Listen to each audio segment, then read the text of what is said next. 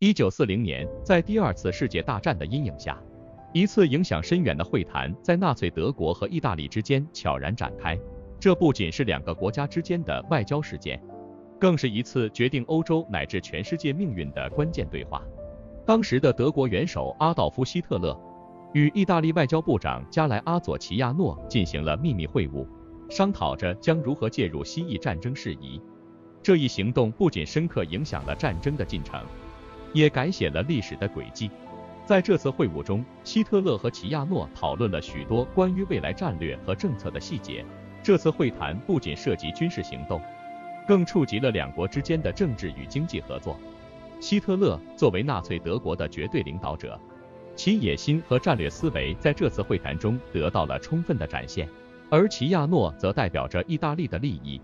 试图在这场大战中为意大利争取更大的影响力和领土。这次秘密会谈的背后，隐藏着许多复杂的国际政治考量。1940年的欧洲正处于一个动荡和不确定的时期，纳粹德国的迅速崛起和扩张，已经对整个欧洲大陆造成了巨大的威胁。而意大利作为一个寻求重新确立大国地位的国家，其外交政策同样充满了野心和计算。在这样的背景下，希特勒和齐亚诺的会晤，不仅代表了两个国家的利益，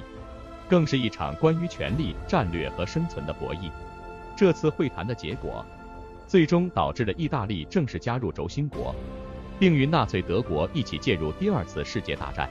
这一决定对整个欧洲乃至世界历史都产生了深远的影响。从这次会谈开始，一系列的军事行动和外交策略被启动，这不仅改变了战争的进程，也改变了许多国家和人民的命运。意大利第二次世界大战，希特勒、齐亚诺，轴心国。第二段，在深入剖析这次历史性会谈的影响时，我们不得不提及其对当时国际格局的深远影响。希特勒和齐亚诺的会晤，不仅是两个国家间的外交策略，更是在全球范围内重新划分势力范围的关键一步。这次会谈的结果直接导致了意大利正式加入轴心国阵营。这一举动不仅加强了德国在欧洲的战略位置，也为后来的多场关键战役奠定了基础。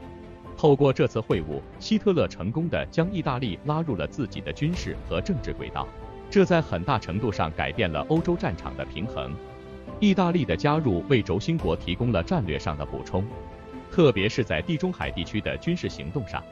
然而，这种外交上的胜利并非没有代价。对于意大利来说，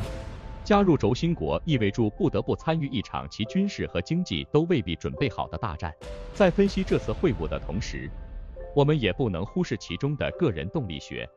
希特勒和齐亚诺虽然都是各自国家的权力象征，但他们在性格和领导风格上有着明显的差异。希特勒以其独裁和强硬的领导风格闻名，而齐亚诺则更多地被视为一位机智和现实主义的政治家。这次会晤是一场强者与智者的博弈，两人在利益和理念上的交错，最终形成了一个对欧洲乃至全世界都有深远影响的决策。从这次会谈中，我们可以看到，历史的进程往往受到个人意志和决策的强烈影响。希特勒和齐亚诺的选择，不仅影响了他们各自国家的命运，更在全球范围内引起了连锁反应。